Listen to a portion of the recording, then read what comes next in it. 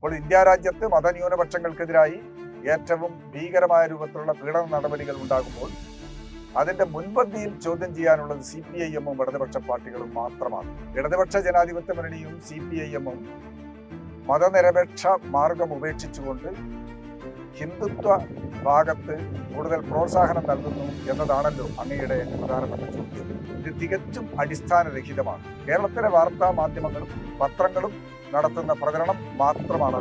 അതിൽ യാതൊരു വാസ്തവവും ഇല്ലെന്ന് വസ്തുതകൾ പരിശോധിക്കുന്ന ആർക്കും ബോധ്യമാവും. ഇപ്പോൾ ഇന്ത്യ രാജ്യത്ത് മതന്യൂനപക്ഷങ്ങൾക്കെതിരായി ഏറ്റവും ഭീകരമായ രൂപത്തിലുള്ള പീഡന നടപടികൾ ഉണ്ടാകുമ്പോൾ അതിന്റെ മുൻപന്തിയിൽ ചോദ്യം ചെയ്യാനുള്ളത് CPIM-ഉം ഇടതുപക്ഷ പാർട്ടികളും മാത്രമാണ്. മുത്തലാഖ് നിയമത്തിലായാലും പൗരത്വ ഭേദഗതി നിയമത്തിലായാലും ഇപ്പോൾ വോട്ടർ പട്ടിക പുതുക്കുന്ന പ്രശ്നത്തിലായാലും ഏറ്റവും ഒടുവിലെ പലസ്തീനികൾക്കെതിരായി ഇസ്രായേൽ നടത്തിയ ക്രൂരമായ കടന്നാക്രമണങ്ങൾക്കെതിരായിട്ടായാലും ഇപ്പോൾ നടക്കുന്ന ഇറാനെതിരായി അമേരിക്കയും ഇസ്രായേലും നടത്തിയ ഏകപക്ഷീയമായ കടന്നാക്രമണത്തിലായാലും ഇതിലെല്ലാം തന്നെ ജനങ്ങളെയാകെ അണിനിരത്തി ശക്തമായ പ്രതിഷേധം സംഘടിപ്പിച്ചു പോകുന്ന ഇന്ത്യ രാജ്യത്തെ ഏക പാർട്ടി CPIM ആണ്. അക്കാര്യത്തിൽ ആർക്കാണ് സംശയം?